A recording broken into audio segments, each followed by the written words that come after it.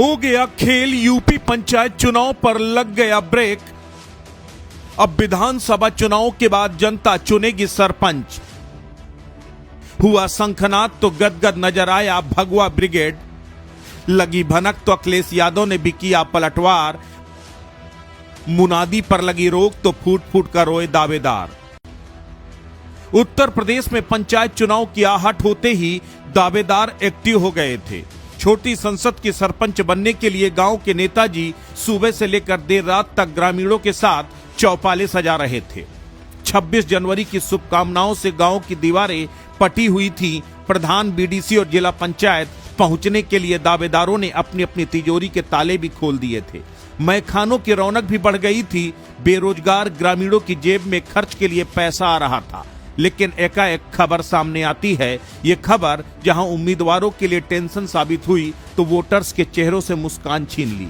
करीब 6 माह की मेहनत पर पानी फिरने से गांवों के नेताजी फूट फूट कर रो रहे हैं। चुनाव आयोग और सरकार से पंचायत चुनाव पर ब्रेक नहीं लगाए जाने की गुहार लगा रहे हैं। हाँ, यूपी पंचायत चुनाव को लेकर बड़ी खबर निकलकर सामने आई है। इस खबर ने सूबे का सियासी पारा चढ़ा दिया है। गांवों के नेताजी इस खबर को सुनकर हैरान हैं, आंसू बहा रहे हैं। लखनऊ से लेकर दिल्ली में अपने करीबियों को फोन लगा रहे हैं। पंचायत चुनाव को लेकर पल पल की जानकारी ले रहे हैं। ऐसी चर्चा है कि अप्रैल मई में पंचायत चुनाव नहीं होंगे। ये चुनाव 2027 के विधानसभा चुनाव के बाद ही हो सकते हैं। इसके पीछे की वजह भी सामने आई है। बताया जा रहा है कि जनगणना 2027 के लिए 1 अप्रैल से 30 सितंबर तक हाउस लिस्टिंग का काम किया जाएगा। ऐसे में सरकार और राज्य निर्वाचन आयोग के पास पंचायत चुनाव कराने के लिए पर्याप्त संख्या में कर्मचारी और अधिकारी उपलब्ध नहीं रहेंगे। सरकार और राजनीतिक दलों को पहले ही इसकी भनक लग चुकी थी। इस वजह से पंचायत चुनाव के प्रचार के पहिए ठहरे हुए थे। जानकारी के मुताबिक 22 जनवरी को भारत के रजिस्ट्रार जनरल और जनगणना आयुक्त के कार्यालय ने जनगणना 2027 के लिए कार्यक्रम जारी कर दिया है। 16वीं जनगणना अगले साल यानी 2027 में होगी। पहली बार पूरी तरह डिजिटल होगी। 1 अप्रैल 2026 से 30 सितंबर 2026 तक हाउस लिस्टिंग की जाएगी। दूसरे चरण में 1 से 28 फरवरी 2027 में जनसंख्या की गिनती होगी। जनगणना की हाउस लिस्टिंग में यूपी के 75 जिलों में करीब 50 से 60 हजार शिक्षक, शिक्षा मित्र, लेखपालों सहित अन्य संवर्ग के कर्मचारियों की ड्यूटी लगाई जाएगी। जिलों में जिलाधिकारी से लेकर मुख्य विकास अधिकारी, एसडीएम, तहसीलदार, नगर आयुक्त, अधिशासी अधिकारी, विकासखंड अधिकारी जनगणना के कार्य में तैनात किए जाएंगे। उधर पंचायत चुनाव के लिए मतदाता सूची पुनरीक्षण का काम भी 27 मार्च को पूरा होगा। इसी दिन मतदाता सूचियों का अंतिम प्रकाशन किया जाएगा। सरकार और राज्य निर्वाचन आयोग की ओर से अप्रैल मई में ही पंचायत चुनाव कराने की तैयारी थी, लेकिन अब प्रदेश का बड़ा प्रशासनिक और शिक्षक, कर्मचारी अमला जनगणना की हाउस लिस्टिंग के काम में जुटेगा। सितंबर तक हाउस लिस्टिंग का काम चलेगा। उससे पहले पार्टी की ओर से विधानसभा चुनाव 2027 की तैयारी शुरू कर दी जाएगी।